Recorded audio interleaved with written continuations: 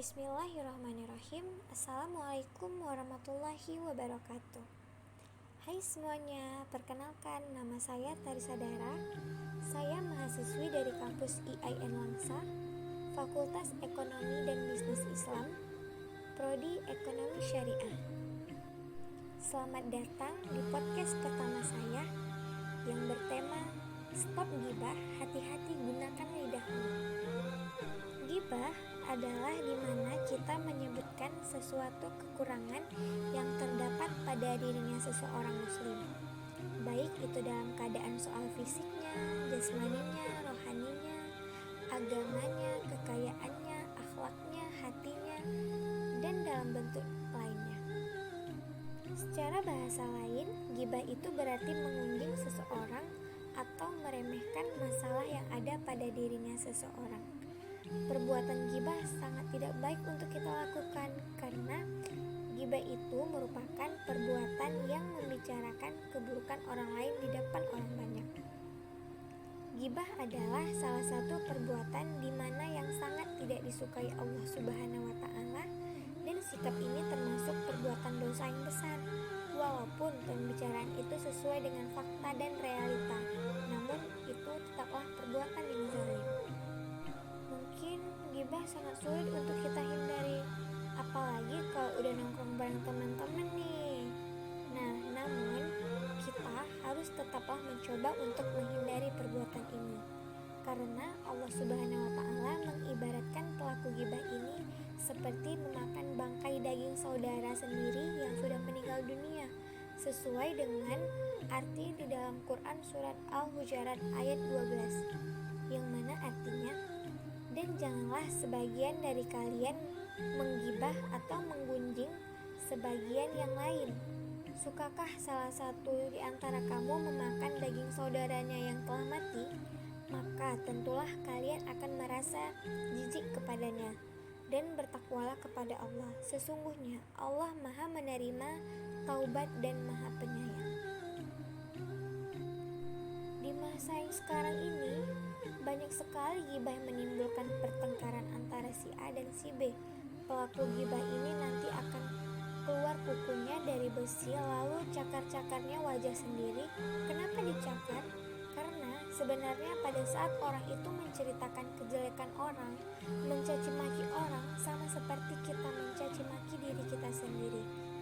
Ketika kita sudah mengejek orang lain dengan satu keburukannya, maka sesungguhnya kita sedang mengejek kekurangan diri kita sendiri. Tapi berbahagialah dengan orang yang sibuk memikirkan cacat dan kekurangannya diri, sehingga dia tidak sempat memikirkan cacat kekurangan orang lain.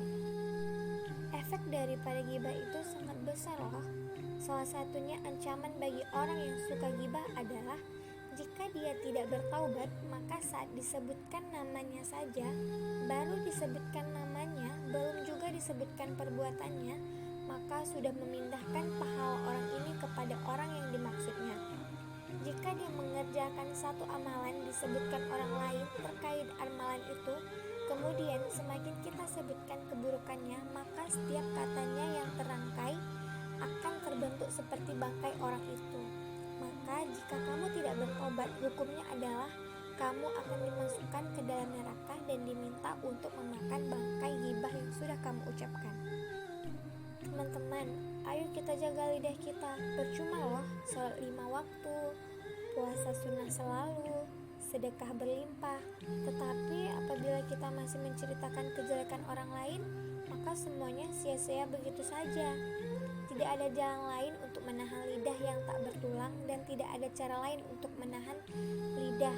Salah satunya adalah memperbanyak sholawat.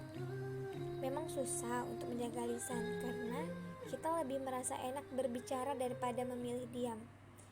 Kita lebih banyak menghabiskan waktu untuk ngobrol daripada mengisi waktu dengan zikir.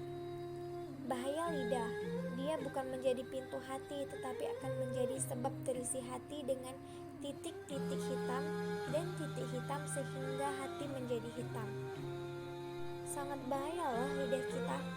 Maka Rasulullah SAW menggambarkan hadis yang sahih, yang mana artinya ada dua pilihan. Kalau Anda beriman kepada Allah dan akhirat, berkatalah yang baik atau diam. Berarti di zaman sekarang ini lebih baik pilih diam daripada berbicara. Karena umpamanya berbicara itu dinilai seperti nilai perak, tapi jauh lebih mahal berdiam karena bernilai seperti nilai emas. Karena sangat membahayakan, bukan bisa menyakiti perasaan orang lain, bukan bisa membahayakan hati kita, bahkan bisa membawa kita masuk ke dalam neraka. Bisa saja seorang berbicara tapi dia tidak menilai dan tidak memperhatikan pembicaraannya, mendapatkan kemurkaan Allah gara-gara pembicaraannya itu dan masuk neraka 70 tahun. Hanya dengan satu kata saja kita sudah terjerumus ke dalam neraka. Bagaimana kalau kita dari pagi sampai sore menceritakan kejelekan orang lain, menghina orang lain, gosipin orang lain, menjatuhkan orang lain, apalagi orang yang dibicarakan itu adalah seorang ahli ulama atau guru-guru kita. Nauzubillahiminzalik. Dosa yang berlipat ganda pasti menyertai diri kita loh. Kita haruslah berusaha menutupi aib orang lain. Mengapa? Karena supaya aib kita ditutupi oleh Allah Subhanahu wa Ta'ala. Barang siapa yang suka membuka aib orang lain, maka Allah bukakan aibnya walaupun di dalam rumahnya sendiri. Allah Subhanahu wa Ta'ala mengajarkan kita untuk bertabayun ketika kita didatangi berita fitnah, berita yang tidak jelas sumbernya, maka berhati-hatilah. Posisi lidah sama dengan posisi handphone. Ketika kita menerima sebuah berita dengan mudah, membaca, kita tahu sumber berita apakah benar atau tidak, tapi langsung kita copy dan kita share. Hal ini dapat kita artikan sebagai dosa jariah, karena apabila kita sudah terlanjur mendapat berita yang hoax, berita yang palsu, atau video yang mengandung maksiat tidak jelas karena sudah terlanjur kita lihat, sudah cukup astagfirullah dan jangan kita coba-coba sebarkan dan kirim ke orang lain.